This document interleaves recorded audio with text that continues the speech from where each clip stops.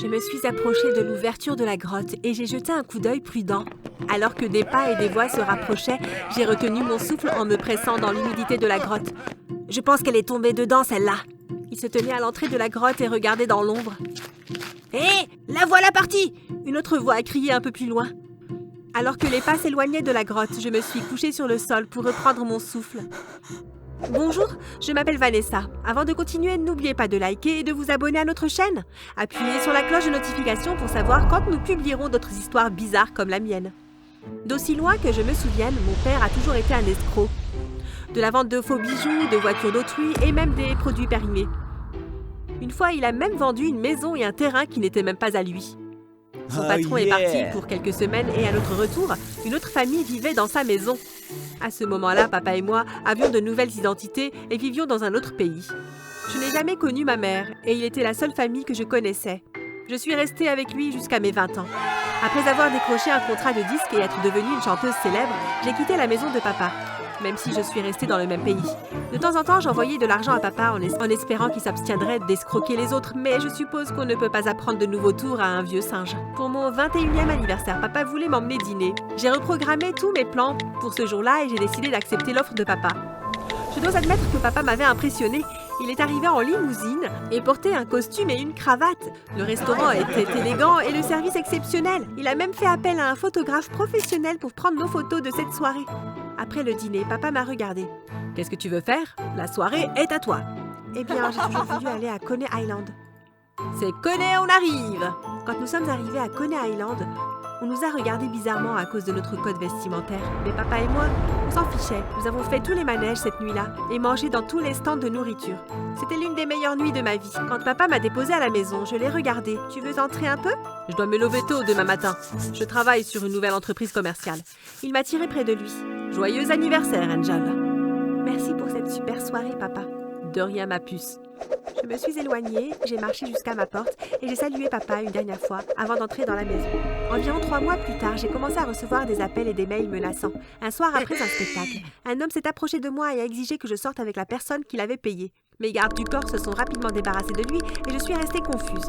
Juste une seconde, puis j'ai mis 2 et 2 ensemble. Le lendemain, j'ai rendu visite à papa. Il vivait dans une vallée fortement boisée de chaque côté avec des grottes qui ornaient le flanc de la montagne. Papa choisissait toujours un endroit où il pouvait facilement disparaître si nécessaire. J'ai martelé la porte. « Papa, ouvre maintenant !» Papa a ouvert légèrement la porte. Je l'ai poussé et j'ai fait irruption à l'intérieur. Papa a trébuché en arrière. « Vanessa, chérie, que fais-tu ici ?» Ne m'appelle pas chérie, papa. Qu'est-ce que tu as fait?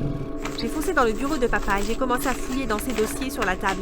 J'y ai trouvé une coupure de journal de l'annonce qu'il avait postée et des photos de moi datant de mon anniversaire. L'annonce disait « La célèbre chanteuse Vanessa Lee cherche un mari. Une fois que vous aurez réussi, vous recevrez une allocation mensuelle de 100 000 $. Vous devez payer pour réserver un rendez-vous. Il s'agit de s'assurer que vous êtes sérieux et que vous ne voulez pas seulement sortir avec Madame Lee, mais devenir son mari. Coût du rendez-vous, 1 000 $. Qu'est-ce que c'est? Je lui ai jeté le papier au visage avec colère. C'est l'entreprise dans laquelle tu avais hâte de retourner après m'avoir déposé le jour de mon anniversaire? Soudain, les lumières se sont éteintes, suivies d'un bruit de verre brisé. « Suis-moi !» a chuchoté papa. J'ai suivi papa à l'extérieur et dans un chemin de terre à travers les arbres. Nous nous sommes précipités à travers les arbres. L'odeur de la brise marine a rempli mes narines et nous sommes bientôt arrivés dans une baie. « Le yacht est là-bas, allons-y !» Papa a attrapé ma main. 3 fortes explosions ont retenti dans l'air. Ma poitrine s'est resserrée et mon rythme cardiaque s'est accéléré. Quand nous sommes arrivés sur le yacht, papa m'a dit de rester à terre jusqu'à ce qu'il dise que c'était bon. Quelques secondes plus tard, j'ai entendu le moteur s'activer et nous avons commencé à avancer. Je tremblais encore lorsque papa a tendu la main pour m'aider à me relever 5 minutes plus tard. Désolée que tu sois mêlée à tout ça, petite. Tu l'es vraiment? Je me suis éloignée de papa et il ne m'a pas parlé jusqu'à ce que nous arrivions à destination.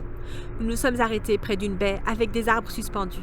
Nous avons sauté et tiré le yacht dans les branches avant de sortir de l'eau à gué. J'ai suivi papa jusqu'à ce que nous arrivions à des marches raides remplies de mousse et couvertes de vignes. Au sommet se trouvait une ancienne structure en pierre recouverte de vignes qui semblait sortir d'un film d'horreur. « Tu es sûr que cette chose n'est pas maudite ?» j'ai demandé en suivant de près papa.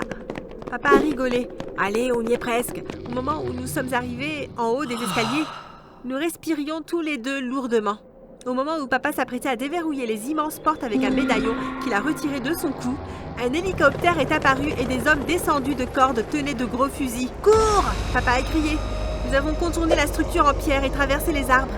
Après quelques minutes, les seuls sons que j'entendais étaient ma respiration irrégulière et les branches et les feuilles qui craquaient sous mes pieds. À travers les arbres, j'ai vu l'ouverture d'une grotte. Je me suis précipitée vers elle. Quelques secondes après être entrée dans la grotte, j'ai entendu quelque chose. Je me suis approchée de l'ouverture de la grotte et j'ai jeté un coup d'œil prudent. Alors que des pas et des voix se rapprochaient, j'ai retenu mon souffle en me pressant dans l'humidité de la grotte. Je pense qu'elle est tombée dedans, celle-là. Il se tenait à l'entrée de la grotte et regardait dans l'ombre. « Hé, le voilà parti !» Une autre voix a crié un peu plus loin. Alors que les pas s'éloignaient de la grotte, je me suis couchée sur le sol pour reprendre mon souffle. À travers le chaos dehors, j'ai entendu la voix de mon père. Je me suis glissée hors de la grotte et aussi près des hommes que j'osais l'être sans être vue. Le patron a dit de l'emmener au camp jusqu'à demain. Je les ai regardés traîner mon père dans le fourré des arbres. Je me suis retirée dans la grotte et j'ai attendu la tombée de la nuit pour agir. Je me suis déplacée furtivement entre les arbres et me suis cachée derrière les buissons les plus proches du camp. Il y avait une tente au milieu du camp. Je n'ai pas vu mon père dehors, alors j'ai pensé qu'il était retenu captif à l'intérieur de la tente. J'ai patiemment attendu que tous les hommes soient endormis avant de me faufiler sournoisement entre eux. Quand je suis entrée dans la tente, j'ai vu mon père attaché à un poteau. Un de ses yeux était gonflé et fermé. J'ai couru vers lui et me suis agenouillée devant lui. « Ne t'inquiète pas, papa, je vais te sortir de là. » ai-je murmuré alors que mes doigts tentaient maladroitement de desserrer ses cordes. « Tu es sûre de ça ?» Une voix féminine a demandé derrière moi. Mon cœur s'est effondré lorsque 2 hommes et une femme se sont mis à me regarder. J'ai regardé papa en m'excusant. « Attachez-la, les gars. Je suppose qu'ils nageront tous les deux avec les poissons demain. » Papa et moi avons partagé un regard inquiet. J'ai été attachée à mon père et nous sommes restés là jusqu'au matin. J'ai ouvert les yeux lentement. Mon corps me faisait mal alors que j'essayais de me rappeler où j'étais. D'un seul coup, des flashbacks d'hier ont joué dans mon esprit. « Papa, tu es réveillé ?»« Oui. »« Papa, on doit trouver un moyen de sortir d'ici. » C'est alors que la femme a ouvert la tente et m'a regardée. « Changement de plan, poupée. Le patron va t'épouser. Il y aura des photos, des séquences vidéo et même un gâteau. » Vanessa, je suis vraiment désolée. « Papa, ce n'est pas le moment. Il faut trouver un moyen de sortir. » Papa et moi avons tous les deux lutté contre nos cordes, mais en vain. Je ne sais pas combien de temps il s'est écoulé avant que la femme entre avec 2 hommes. Ils ont coupé nos cordes et nous ont tirés sur nos pieds. Je peux au moins dire quelque chose à ma fille. Papa m'a regardé, des larmes coulant sur son visage. « Bien, » dit la femme, « mais faites vite !» Je suis vraiment désolée que cela soit arrivé. Je n'ai jamais été un bon père. Il m'a pris les mains. « Pourrais-tu pardonner à un vieil homme stupide ?» Je l'ai regardé. Il a légèrement hoché la tête. « Bien sûr, je te pardonne. Je n'étais pas préparée à ce qui s'est passé ensuite. » Papa a attrapé sa poitrine et s'est mis à genoux. « Papa, papa !» J'ai pleuré. Les 2 hommes m'ont repoussé et la femme a crié « Mettez-le debout !» J'ai utilisé la distraction pour me faufiler hors de la tente. Je me suis précipitée vers la structure en pierre que papa et moi étions censés utiliser comme cachette. J'ai ouvert ma main. « Merci, papa. » Il contenait le médaillon de papa, la clé pour ouvrir la porte de la structure. J'ai entendu des voix fortes et en colère derrière moi, mais je les ai ignorées. Je devais aller à la cachette, où je serais morte. J'ai franchi les marches, 2 par 2, et la première explosion a retenti juste au moment où j'ai ouvert la porte. J'ai rapidement refermé la porte derrière moi et les verrouillée. La structure a été construite comme une forteresse. Une entrée, une sortie. Elle était équipée de caméras de sécurité, d'un générateur et de suffisamment de nourriture pour alimenter une armée. C'était confortable et il y avait toutes les commodités et le confort d'un petit chalet. J'ai même trouvé une caisse en bois avec des armes et des munitions. Je pensais constamment à mon père et je me demandais ce qu'il ferait dans une telle situation. 2 semaines ont passé et j'espérais que les hommes avaient abandonné, mais j'avais tort. Chaque nuit, alors que je regardais la caméra, les hommes cherchaient un moyen de pénétrer dans la structure en pierre, mais ils n'y arrivaient pas. Je devais faire un choix. Je pouvais rester piégée dans la structure de pierre ou je pouvais me rendre. Un matin, je me suis tenue devant la porte avec le médaillon et j'ai murmuré « Désolé, papa » en ouvrant la porte. Dès que je suis sortie, j'ai fermé la porte et détruit le médaillon sous mes pieds. Il n'a pas fallu longtemps avant qu'on m'attrape, mais cette fois, on ne m'a pas attachée dans une tente. On m'a emmenée dans une petite cabane en bois. La femme est entrée avec une longue robe blanche. « C'est bon de te voir. Ton mariage aura lieu aujourd'hui. Mais ça, où est mon père ?» j'ai demandé d'une voix cassée. La femme est sortie de la hutte sans un mot de plus. Je me suis habillée et j'ai attendu. « Pourquoi être si morose? Aujourd'hui, c'est le jour de ton mariage. » La femme s'est exclamée en ouvrant les volets de la tente. Elle était vêtue d'une longue robe rouge. « Allons-y !» J'ai suivi la femme jusqu'à une hutte plus grande et élégamment décorée. À l'intérieur se trouvaient quelques hommes en costume qui discutaient et buvaient. Il y avait un vidéaste, un photographe et sur un côté un gâteau de mariage à 3 étages. « Ah, la voilà ma belle mariée !» m'a salué un homme d'un certain âge, aux cheveux clairsemés et aux dents jaunes et tordues. J'ai fait la grimace, mais je l'ai laissé prendre ma main. « Pasteur, ma fiancée est là, on commence !» Le pasteur m'a fait un signe de tête à moi, puis au monsieur. Le pasteur a célébré la cérémonie. Je me suis sentie paralysée.